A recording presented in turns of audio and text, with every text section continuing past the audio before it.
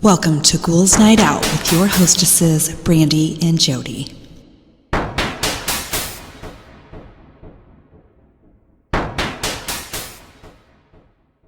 Hello, beautiful ghouls. Welcome. This is Brandee. I'm here with my sister, Jodi. Hello. So we are on the last few chapters of Unwelcomed this week. So I'm just going to jump right in. Okay. So, we're still looking for some help with the entity, with Mr. Entity.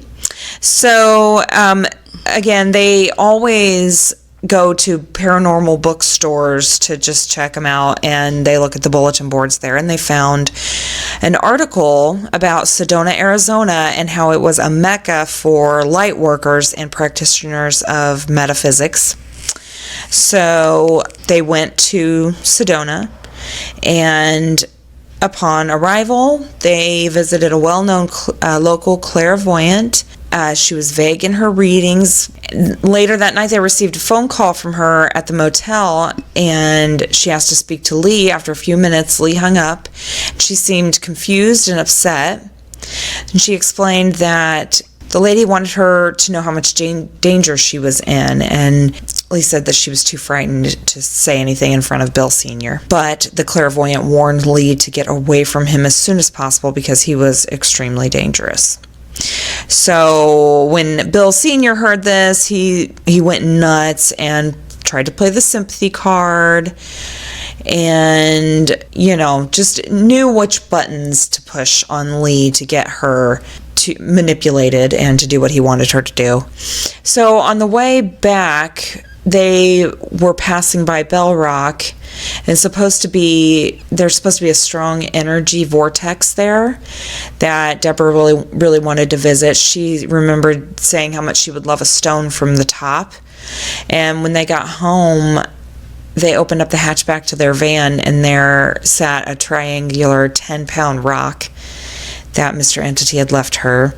And she even checked on the bathroom mirror, and it said the rock is a present for Debbie from Bell Rock. That's so weird. I know. I mean, giving her gifts, and it's like he loves her. I know. And I think we might talk about it later, but I think she kind of thinks on that, after everything is said and done, she thought about how different he acted with her, and he was kind of like a person, and yeah, she's like, she knew how he was capable of doing evil things, but he was also a great storyteller, and he spent time with her. It's so fucked up. I know, it's weird.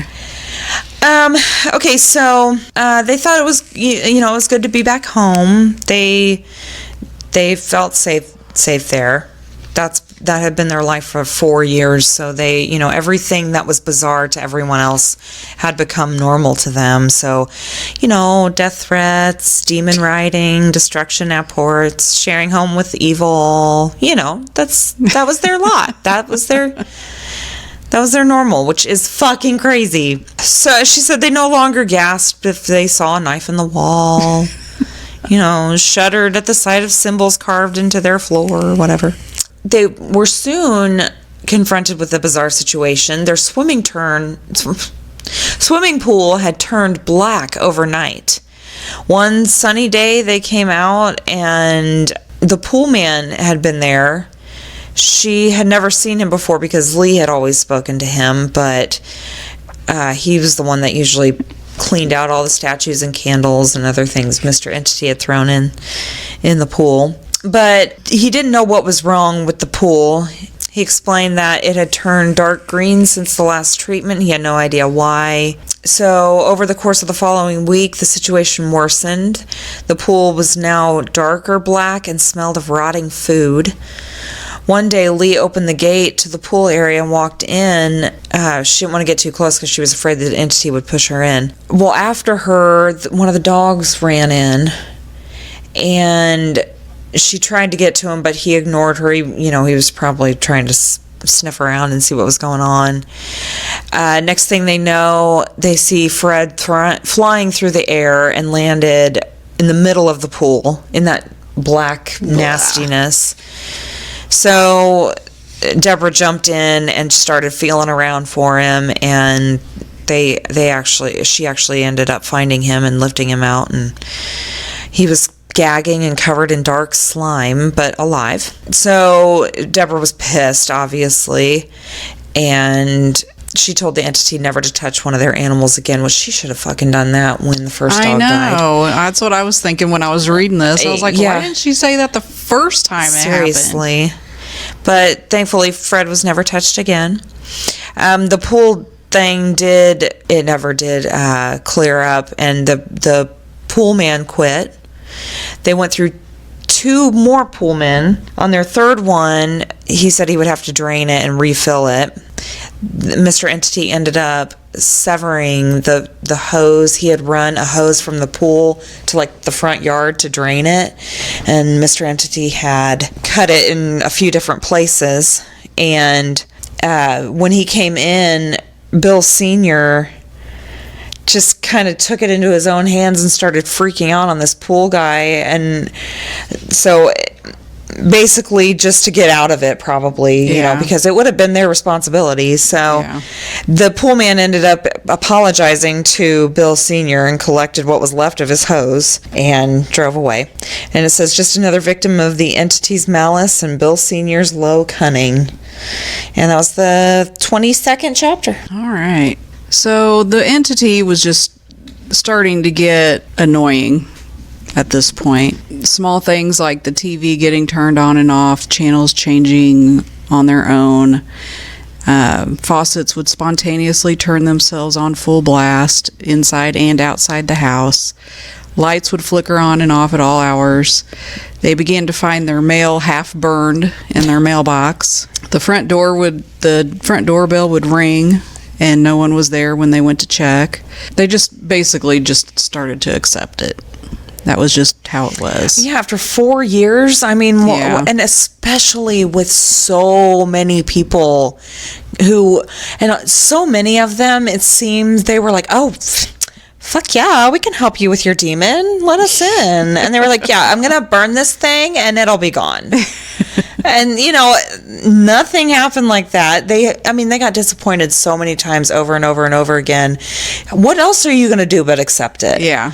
I mean, it would follow them if they moved. Exactly. So, they even tried that. Yeah. And nothing will get rid of this thing. One of the stories was one morning Lee woke up and her hair was all over the pillow and the sheets. The entity decided to give her a very unflattering haircut while she was sleeping. Have you ever seen Drop Dead Fred? Yes. It reminds me of that when he cut half of her hair. Oh. It's just an annoying asshole. Yeah. Some other things that he would do to her, she wore glasses and she was almost blind without him, so the entity would take her glasses, both her prescription glasses and her reading glasses. Sometimes they would find them, sometimes they would disappear and they would never see him again. One time they found a pair that had been, they found them in the microwave.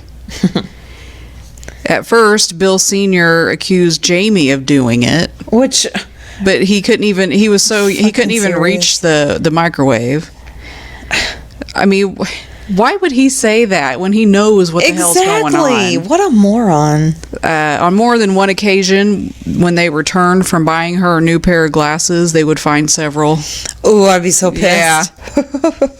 So at this point, and I was kind of confused, I thought Gary was already gone again. But she starts talking about Gary again, so I don't know. I think he came back. Did he come back again? I think so. Wasn't this the time that he just, literally had no place to go and he had worn out his welcome at Brian's? Maybe. I think he was still there after that. All right, well, obviously, okay, so Gary's there and, Mr. Entity doesn't like him any more than he likes Lee. So, he's had his hair cut a few times, once at the kitchen table, once when he was sleeping. They would also find dirt and knives in his bed and his clothes cut and shredded. He had this brand new leather briefcase that he got, and when he went to open it, it was filled with water, which Deborah said she never understood exactly how it didn't leak, before he opened it. Yeah, that's fucking That's nuts. crazy. But if the entity can form a waterfall out of a step, Yeah. I mean, So Mr. Entity he was making it very clear that he wanted Gary gone. They had strange phenomenon that would on their intercom system, and then it escalated to their phone, so their phone would ring at all hours of the night. They would hear breathing, whispers, and distant sounds of distress. oh no. They said at some point the calls got even stranger. She said that after the entity flooded their staircase, they received a phone call where Lee answered, and Deborah could tell that something was confusing her. And she heard her ask a few questions, and then she hung up the phone slowly. And when they asked her what it was, she replied that it was a plumber. He said that he knew about their problem, that he'd be right over. The problem was that they hadn't called or told anyone about it, so they don't know how he knew. And I think they said that no one actually ended up showing up, though. Well, you're missing the funny part. What am I missing? This is later we found the message on the mirror that said that was me on the phone. Oh. Could you imagine? I imagine the demon on the phone. Oh, yeah. Hi, this is a plumber. I know what your problem is, and I'll be there to fix it. And like hanging up the phone.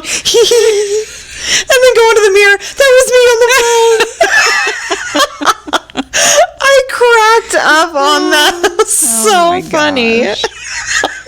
Oh, yeah, because it says right here, she's like, now the invisible demon thing was living in our home and prank calling us. Great.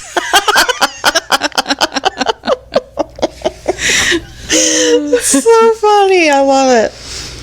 She said soon the entity proved that it was adept at mimicking voices. No, that's creepy.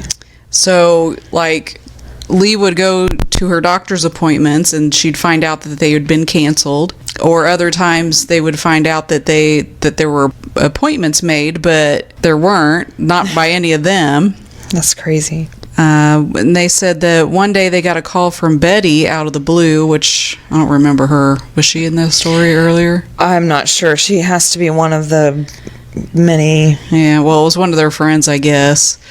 And when she called, she told them that Gary was a fraud and we couldn't trust them.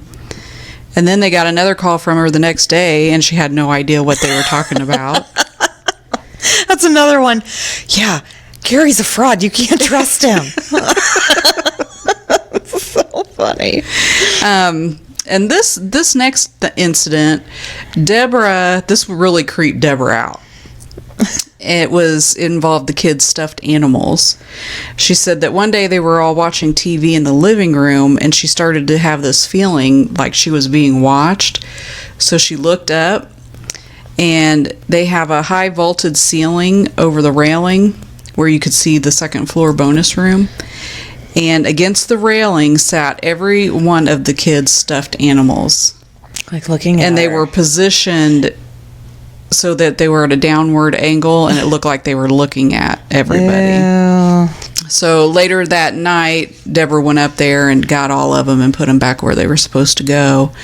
And when she returned, they were all back up the stairs where she just got them from. She thinks that the reason that creeped her out so much is because they were supposed to be bright, cheery children's toys, but they were being manipulated by this evil thing. Another thing that happened, they would feel like someone was walking directly behind them throughout the house. God, I would hate that. Yeah, I know. And I know, when I was younger, I would have to, run up the stairs. Oh, yeah. Because I would, my imagination is like someone's, Yeah. right behind me. Well, but being an adult Yeah. and actually feeling that Yeah, that and would wanting be- to run would, oh my God, that would be horrible. In your own home? Yeah. Yeah, no. She said one event in particular defied classification. She said even thinking of it over the years, she wasn't sure what to make of it. So for the first 2 months after the twins were born, they kept them in the same crib. As they got bigger, they started thinking about separating them so they could have more room when they're sleeping. The morning after the first night of the separation, Deborah woke up to find both Jessica and Jeffrey in the same crib. She assumed that Lee woke up and put them together. So she never really mentioned any. She just thought Lee was doing it. And the next morning, they were together again. So when she went to bed, she put them in separate cribs. She got up in the middle of the night, and they were in the same crib. Right. So she separated them again, and then when she got up the next morning, they were together again. And every morning from then on, it was the same. She'd put them in their cribs at night, and then in the morning, they'd be together in Jeffrey's crib. I wonder why. And she said they wouldn't even wake up during this. Oh my gosh, so who fucking knows? They should have put a camera on them. And she says she doesn't know why, but she found it oddly comforting. Well, she said she didn't know if it was annoying or creepy or endearing, but I mean... But she said it didn't feel threatening or malicious. Well, exactly. The fact that the kids didn't even notice, I think if the babies had an issue, like if they started crying, she'd be like, okay, fuck off. Yeah. But yeah, she was just like, well... I guess he wanted them together. Yeah, I don't know. And it kind of makes me wonder because remember the Indian people that they went to go see? Yeah, they loved Jeffrey, and they were like talking to him in their native language and all that. I wonder if that has anything. Maybe he's her protector or something. Maybe. Because have we gotten to the part where the angel writes yet? Okay, that was the end of my chapter. Well, have we gotten to the part where the angel talks yet? Or writes on the wall? Oh, no. That's farther. Oh, okay. So never mind. It could be that, though. Yeah. It could be not have anything to do with Mr. Entity. Oh, yeah. Yeah, it might not have anything to do with him at all. Yeah. Okay. Okay. So, chapter 24. Since the return of... Since they came back from Sedona... Lee had become more leery of Bill Sr. She said she didn't come right out and say it, but she could tell by the way she was treating him. She no longer wanted to go anywhere alone with him. I guess one time she told her that it was the last time they went to the foothill. He took her to the foothills, a desolate area far north of their house. And he told her that he had gotten lost, which she knew. He knows those hills like the back of his hand, so there's no way he could have gotten lost. And she felt that he was taking her somewhere to do something to her. He's just fucking creepy. He's creepier than the entity, if you ask me. Or at least equal. Yeah, he's just... There's something wrong with There's definitely something wrong with him. So...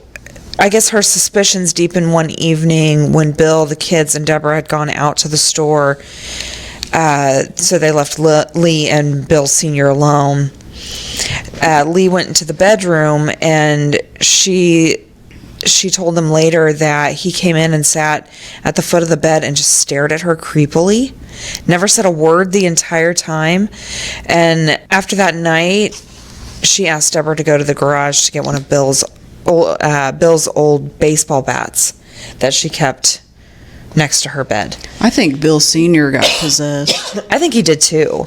I think he was a fucking piece of shit before that. Yeah. And then that just like made it even worse. Mm-hmm. So, okay, so this is going back to where you were confused. Now I'm confused too. It says the next week they received a call from Gary that he couldn't live with his stepfather anymore. Yeah, see, this whole thing with Gary confused me. I was like, what? He's always like in and out. Yeah. So who knows? Whatever. So in June of 1990, Gary returned to their home. Maybe she was just going back into like doing a flashback because she was talking about all kinds of stuff that happened to Lee again that we had pretty much already knew. Yeah, that's true. So maybe she was just mentioning other things that had happened to Gary. Anyway, he said he promised he wouldn't be with them long and put ads in the newspaper looking for a job as a caretaker. During that time, the entity started back up with his demands for a blood ritual. He wrote them to bring Henry back, which wasn't Henry his name for that Reverend David? Oh, yeah. So yeah, I guess I should have kept reading because it does say that was Reverend David. They said they still didn't want to invite Reverend David back into their home. They remembered what happened to the dog Penny and called David to make the arrangements for him to come out. So Reverend David had been busy and couldn't come until mid-July. He wasn't alone. He brought a young man. So Lee, Bill, and Gary and the kids stayed downstairs and waited while Deborah brought the Reverend up to date what had happened since they saw him last. The Reverend sent the young man and her down to the bathroom. They went in and they wanted to check the validity of the writings on the mirror. So she heard David ask Mr. Entity why he wanted him brought back to the house, and a few minutes later he yelled down for his companion to check the mirror while he guarded the door so they could see like they were lying. Exactly.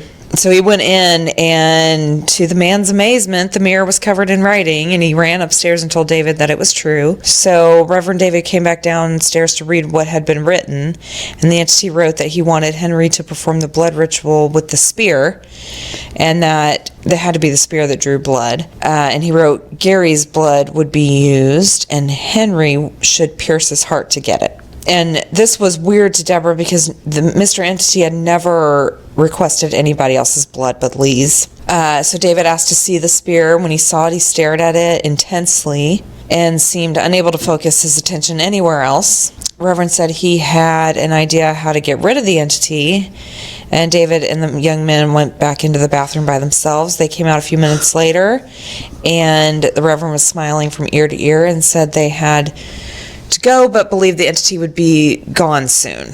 They walked to the door, and she looked for the spear, and it was gone. So she basically caught the Reverend David trying to gank her spear. It was tucked in his shirt. She asked for it back, and he was embarrassed. He said he had to take the possession of the spear to get the entity out of the house. And Deborah told him she didn't believe him.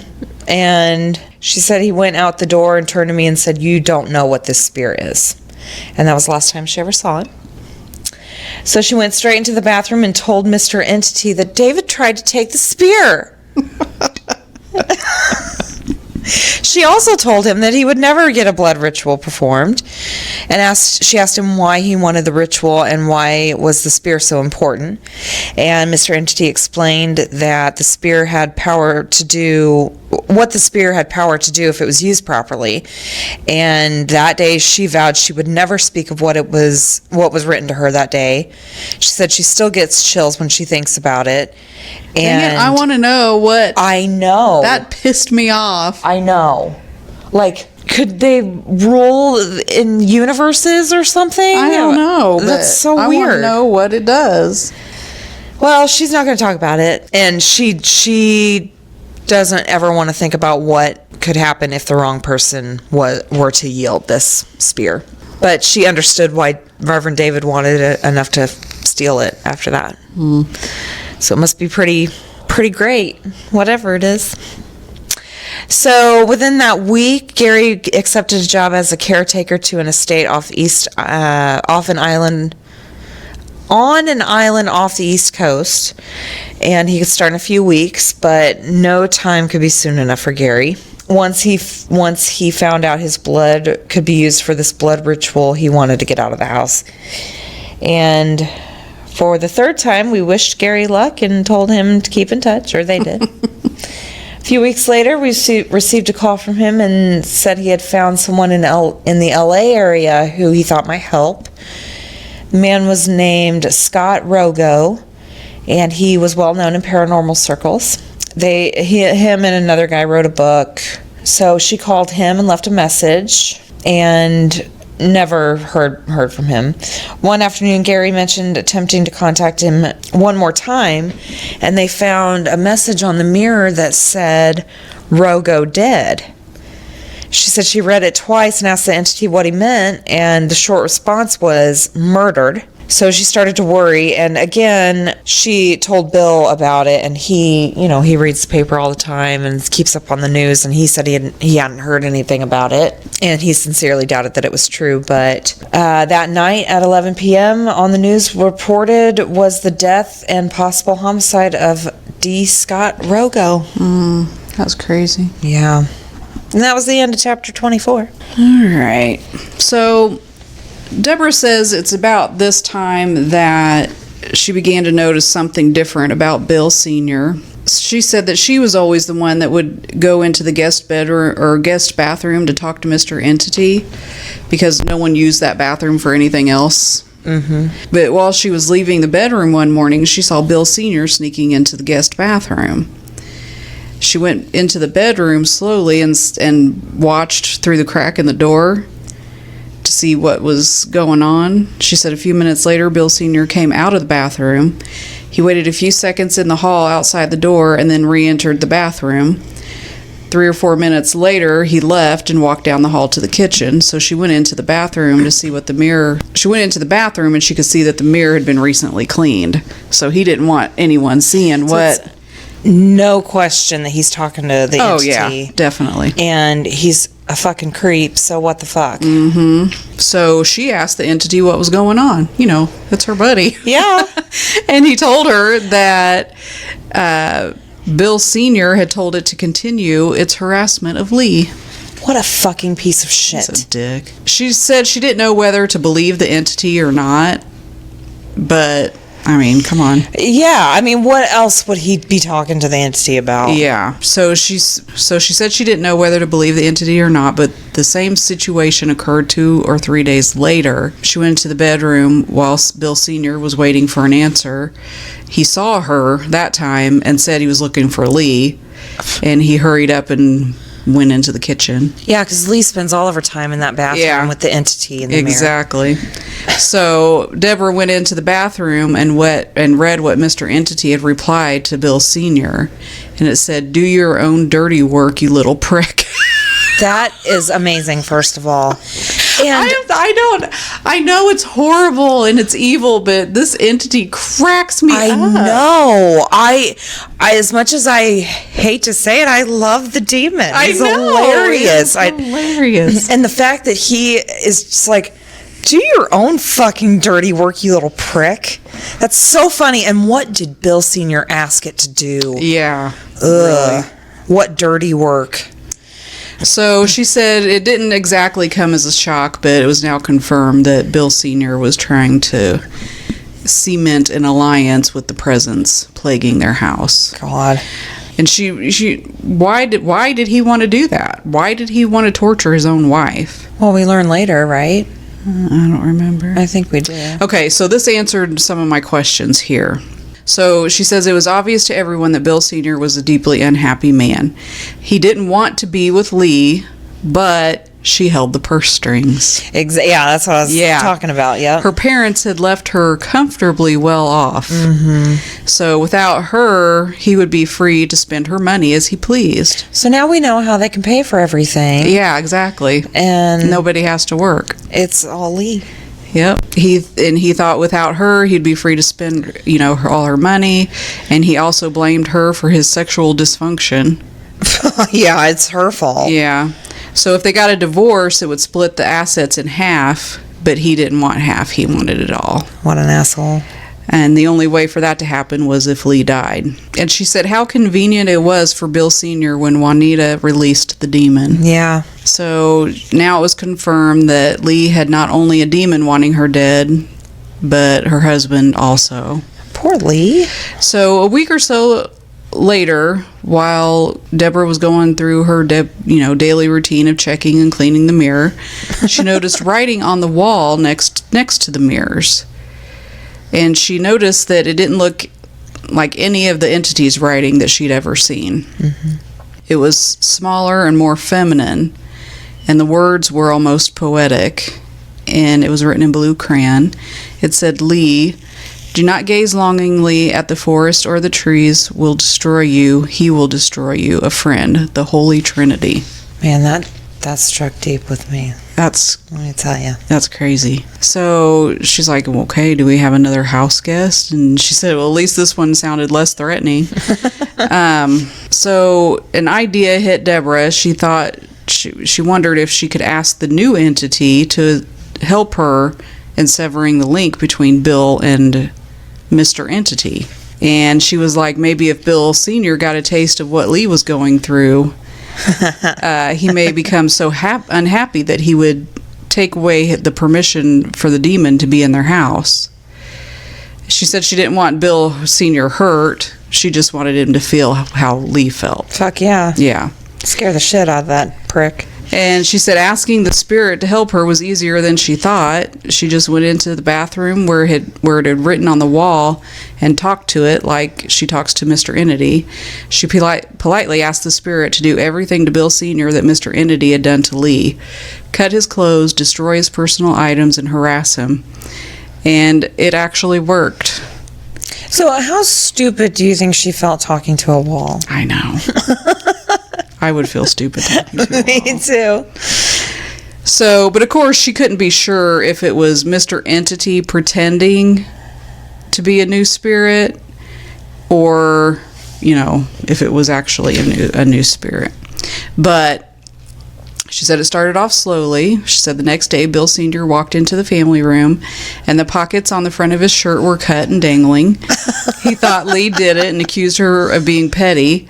Lee looked at him and told him it wasn't her, but she didn't feel a bit sorry for him. Good for her. He wanted the entity here. Well, there you go. So the harassment progressed daily. Shirt, pants, wallet, nothing was safe. She said, although it may sound mean, she found it amusing to see the man who wished this on his wife getting his comeuppance. Bill and Deborah came into the kitchen one morning to find Bill Sr. in hysterics. So I guess Bill Sr. always carried a wad of cash in his pocket. Fuck you. You don't have any money. He was dick. never without $2,000 or $3,000 on him at all times. What the fuck? That's just... Yeah, anyway, he said he felt naked without it. Oh my God, go fuck yourself, dude. So when he reached into his pocket that morning and pulled out the roll, it had disintegrated. Each bill had been cut into tiny pieces. When they came into the room, he had the pieces laid out all over the table and was trying to tape them back together. She said Lee was watching him, trying not to laugh. She said it was very hard not to laugh. She said it got even better. Later that day, Bill went out to his truck, only to find it trashed. Windshield and headlights had been smashed to bits, and Bill Sr. was almost in tears. Aww. That's all that was. So, again, I keep picturing this angel, and, she wrote the message, and then Deborah was like, can you do what the demon did to him? And she's like, ooh. I could do that. She cut his pockets at first and was like, Then she ripped up his cash. She was like, ooh, this is fun. I think I'll smash a windshield. Now see, that kind of rang false to me. That an angel would do that? Yes. Yeah. But still, I found it kind of funny just picturing that. But yeah, and again, you just don't know what to believe in this book. I know. This book is crazy. It is. It's beyond. Just beyond. And we'll discuss later too, proof and shit. So, Bill Sr.'s materialism knew no bounds. He always told Deborah that he grew up poor and was mistreated. Yeah, and do you really believe that? No. Maybe the poor part, but... Maybe, but yeah. Who isn't poor? Now he was having things that meant the most to him destroyed, and he demanded that something be done. Of course, now he wants something done. Right. So the first time Bill Sr. assisted in the search for help, and Lee suggested that he go see a psychiatrist and to let go of the hostility he felt for her. So he agreed and began seeing a therapist in the city of Claremont once a week. Deborah still held suspicions that the multiple entities in their home were actually just Mr. Entity. She asked Mr. Entity if he was the one doing the damage, and he responded no. The other entity did not respond to her in writing. It simply just did what it was asked. And she thought her plan was working. Unfortunately, after a few weeks of harassment and therapy, nothing changed. The only positive turn was Lee was beginning to contemplate a life without Bill Sr. I mean, if you get a note from an angel, I think you better go ahead and just listen. Yeah.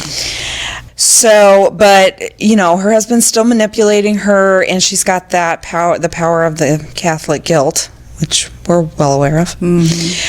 So the good entity, quote unquote, was being overshadowed by all that. So the words of the woman in Sedona also moved her profoundly. After much soul searching, she told him she wanted him to move into one of the guest bedrooms, and she didn't feel safe with him around anymore. He was livid, but complied.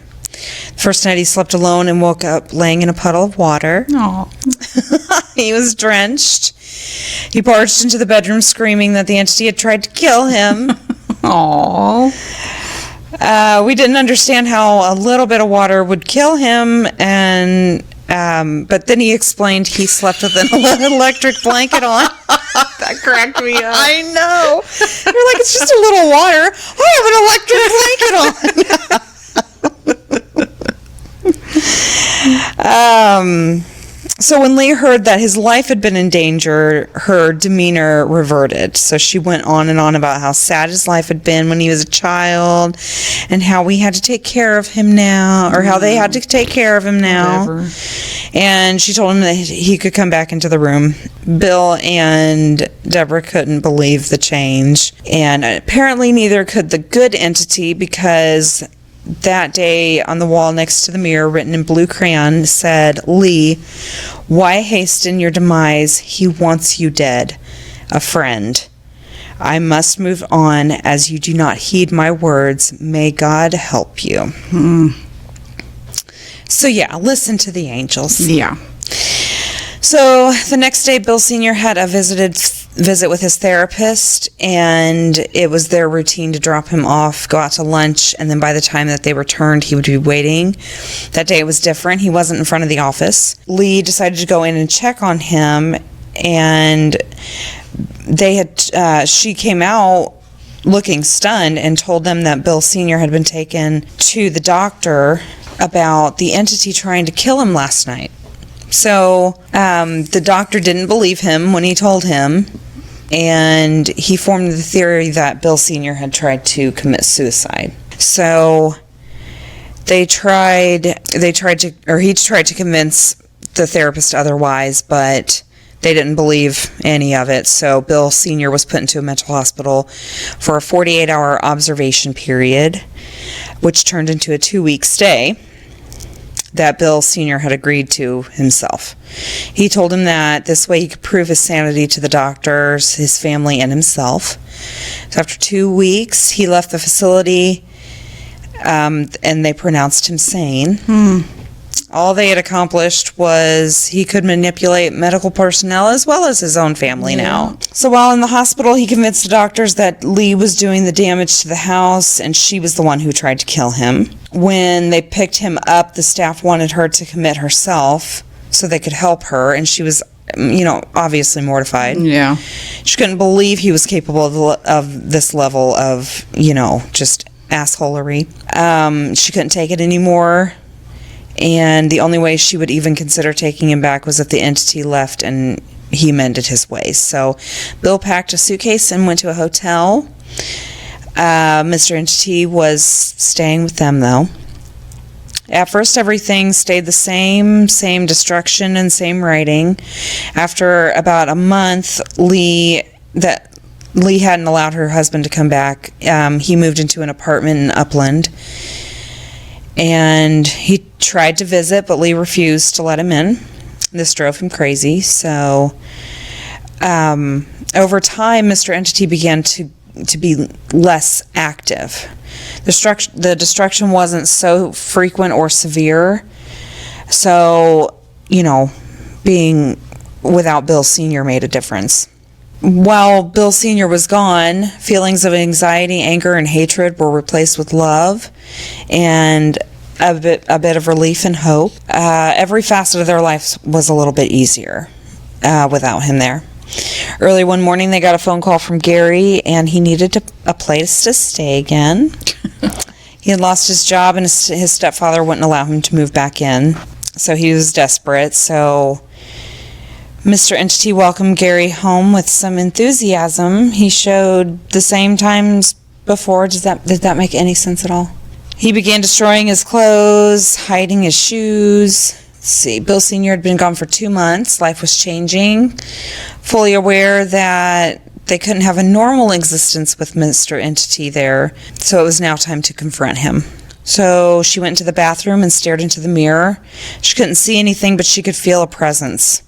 She said, as strange as it sounds, she felt as if he was looking back from the other side of the mirror. She said she never feared him. She always respected the power and knowledge. She said she knew that it was completely evil, though through the years she had grown strangely accustomed to his presence. They talked every day about everything from if it was going to rain to the future of mankind.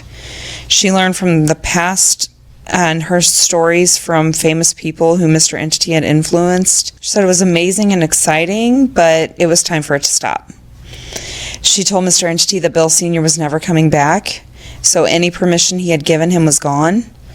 She told him that she would never let him have Lee and would protect her to her dying breath, and he now had to go. She said the response was meek and almost pitiful. It said, "I do not want to go." Although it sounds ridiculous, there was sadness embedded in those words.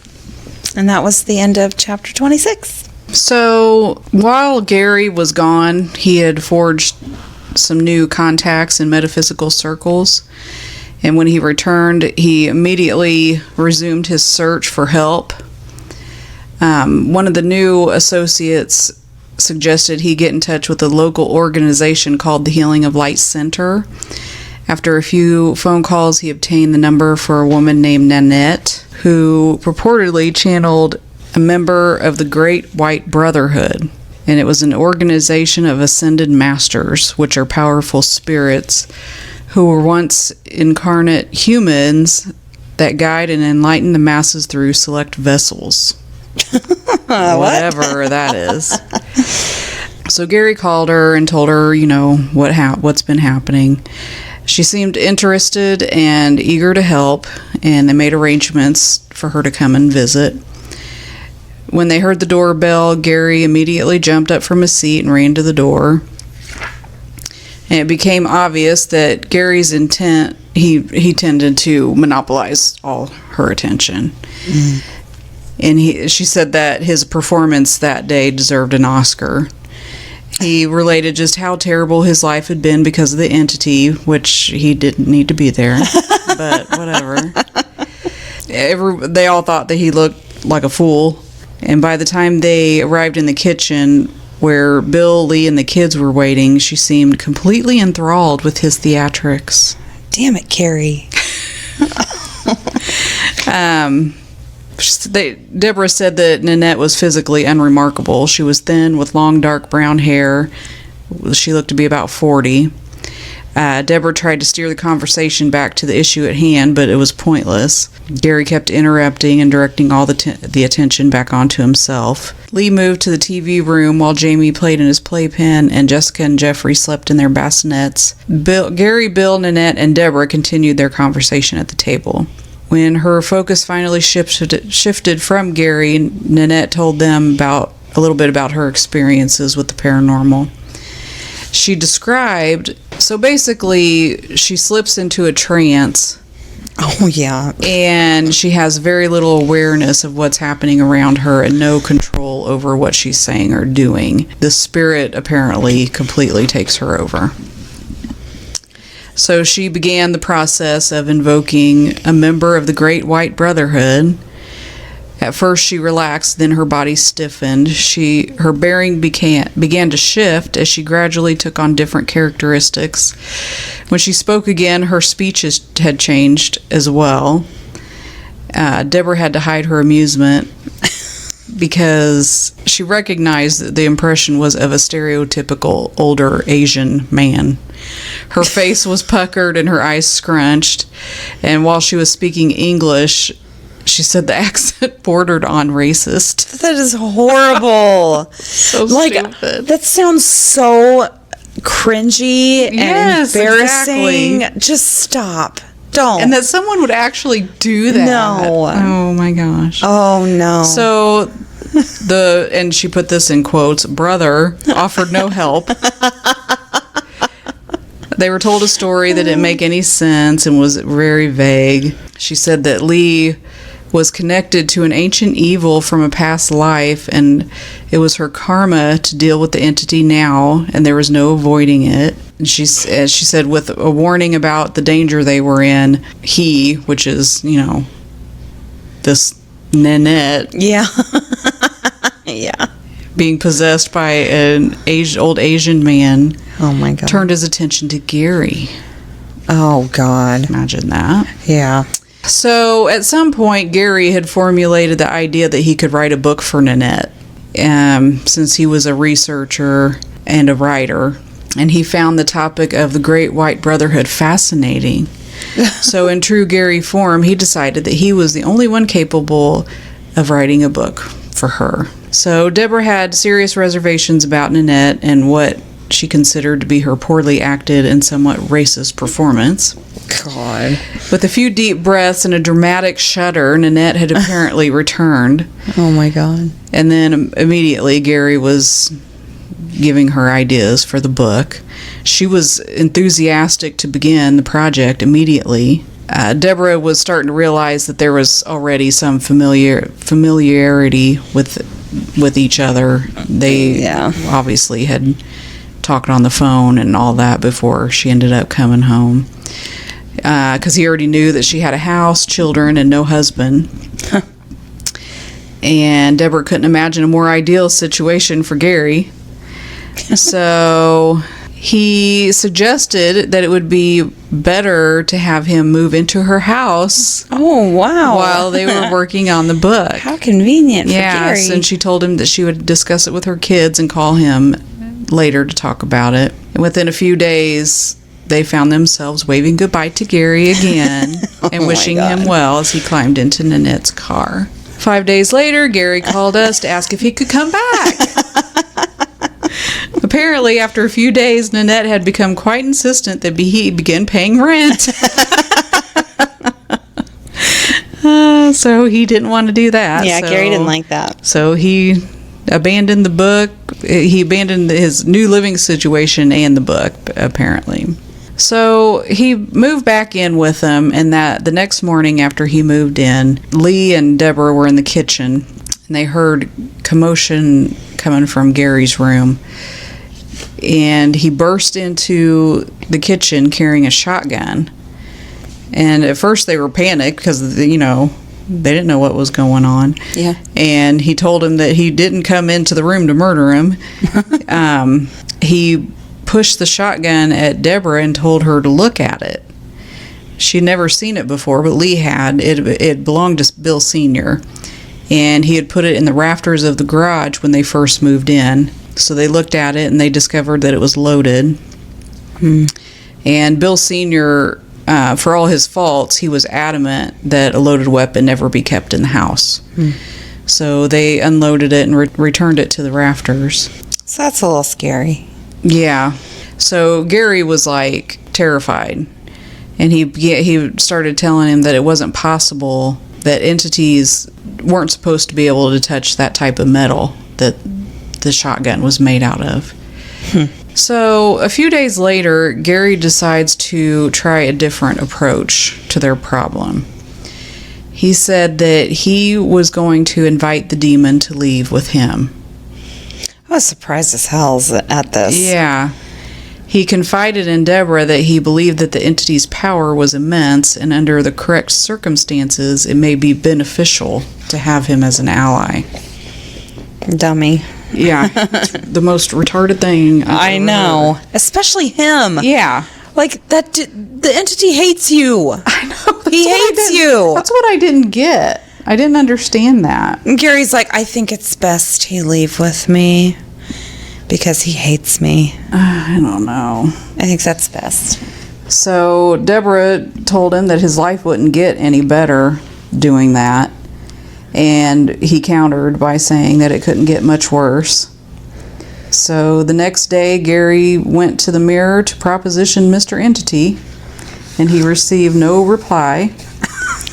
And then Deborah talked to Mr. Entity, and she told him that she knew that what Gary had offered him, and told him that he now had another place to go and someone to be with that actually wanted his company. So Gary was actually going to be leaving for England to make a new start, and Deborah told the entity that he had to go, that his time with their family was over.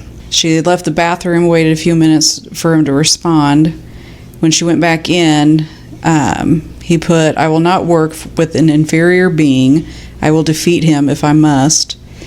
And then she asked him why he hated Gary so much, and he said, "No integrity, no homage, no depth, no character, no substance.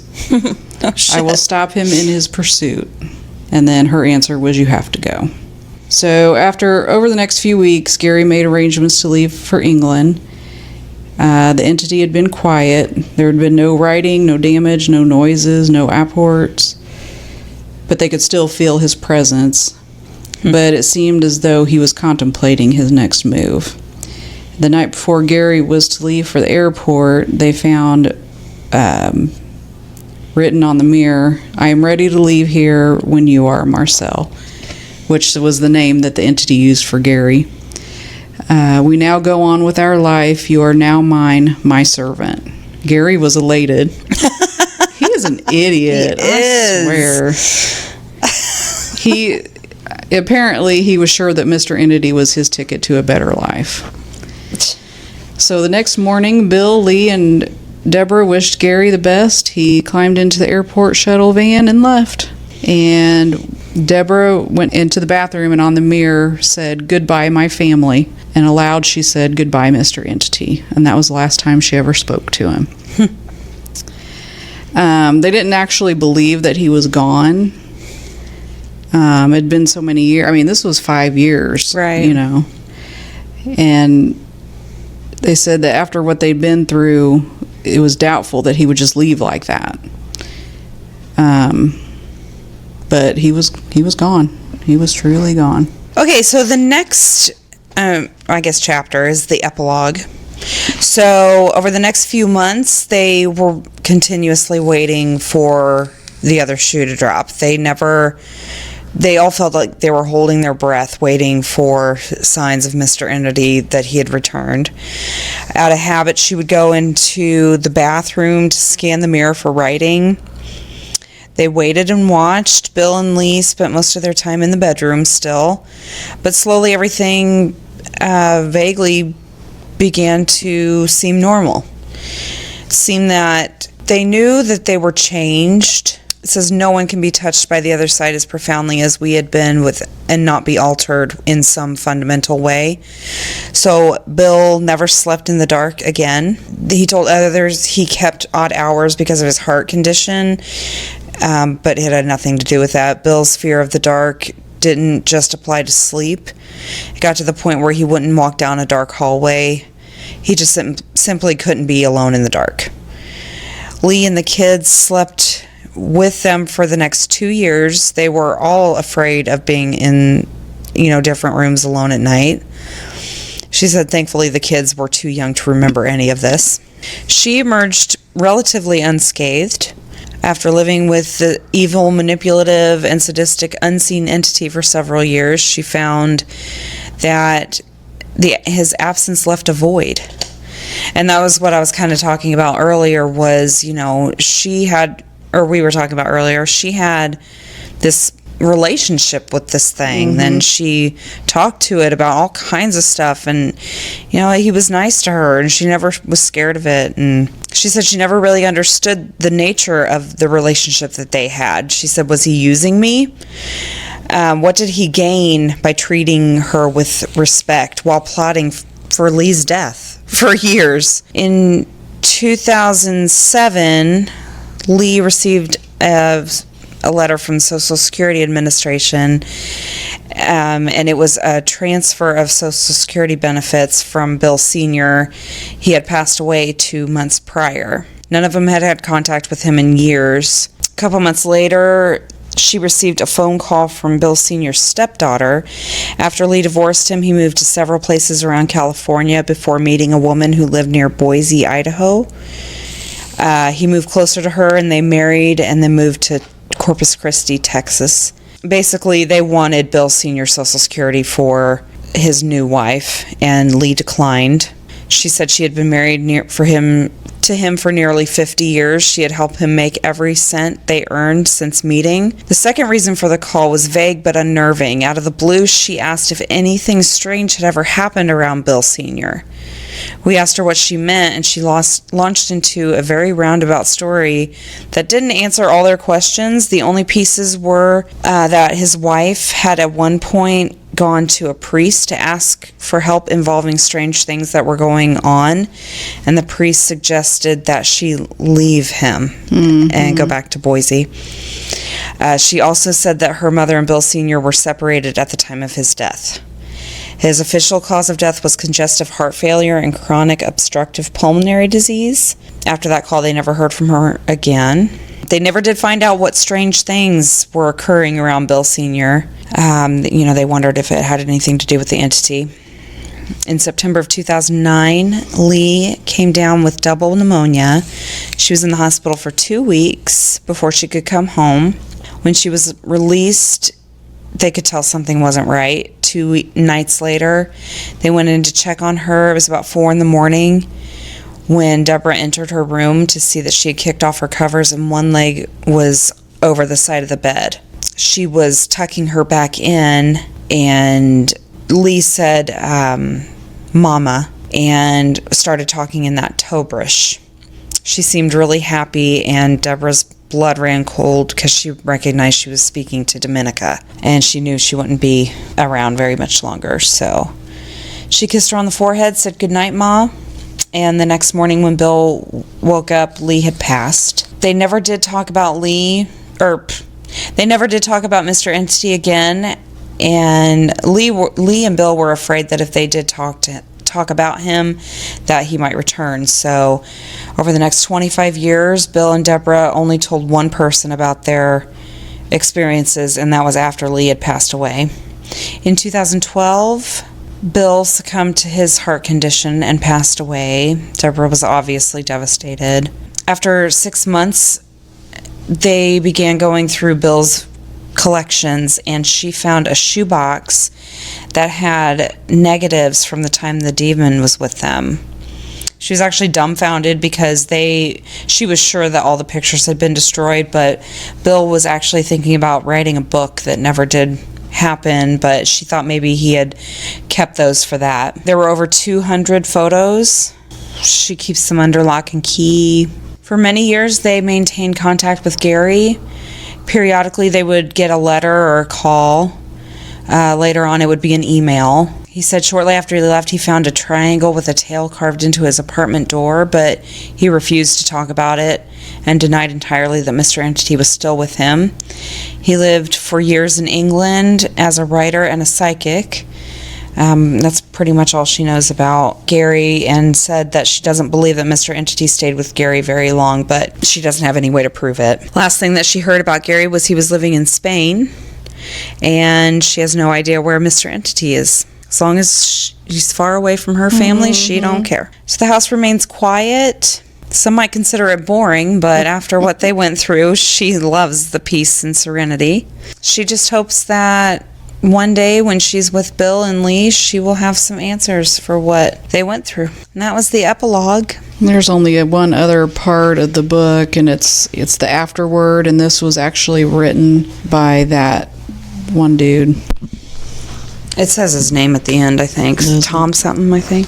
Tom Hendrickson. Mm-hmm. He basically just, says, at first that he didn't know if he actually believed their story or not, but I guess he was around for some of the stuff that happened, and then talking to Deborah and all that, and he totally believes that. Well, he also contacted several of the people that had come to their home, and they corroborated her story, and told experiences that Deborah had even forgotten about. Yeah. So, I mean, after he had done all that research and spent all that time with Deborah, he totally believes, which I think that was the scariest part of the whole freaking book, because it's just like one other person telling me that the impossible happened. That's scary. It is. If that really was true, that is scarier than shit. I know. And the fact that they lived with it, and I mean, I couldn't even imagine. Had kids and pets, and how the fuck do you maintain any sort of normalcy? Or sanity. Yeah. Oh my gosh, this book was just absolutely beyond crazy. I don't want to believe it, because that is just too fucking scary. I know. I don't want to believe it either. It was a great pick. I really hope you guys enjoyed this. We have heard no feedback whatsoever. And we did kind of realize that this probably could have been done in one episode. Oh, yeah. So what we're going to do, or what we're going to attempt from actually starting in January, we're going to have 2 of our regular episodes. Then we're going to have a happy hour. So we're going to watch a show. And then throughout the whole month, we're going to read a book and then have an episode. So the last week of every month will be our book club month. Yes. So we're going to, tell you guys what book we're going to read. And like I said, we're going to start this in January. What was that book called that we're going to start in January? The Hunt for Skinwalkers? Yes. Something. I'll tell you again after or before we start. It's about the Skinwalker Ranch. Yeah. And like I said, I'll confirm the title of that before January. So we're going to read that through the month of January, and then the last week of January we're going to do our book club episode. So we'll discuss that entire book in one episode. Oh, so we're done with this book, and December is coming up, and we are actually going to take a week off. So the week of Christmas, so it's like the 23rd through the 27th, we will not have an episode. So we are going to actually take a week off for Christmas. So this month, next month, we're just going to have our 3 episodes. We're going to do 2 regular and 1 happy hour. I hope it works out like that. We'll keep you posted. So we are still in need of your stories. Send them in, please. Please? Anybody? Is anybody listening? Send them in. GhoulsNightOutPodcast@gmail.com. Like I said, I am really trying to post on Twitter and Instagram, so you can look us up on that. It's GhoulsNO I believe. Still do our Facebook page. Look us up on that. You can join the group. You can recommend us, rate, review, subscribe, wherever you listen. That really will help us get more listeners.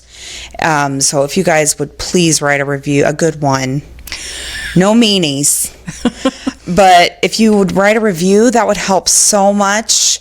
Again, send in your stories. We want to hear them. And we will talk to you next week. Later. Bye.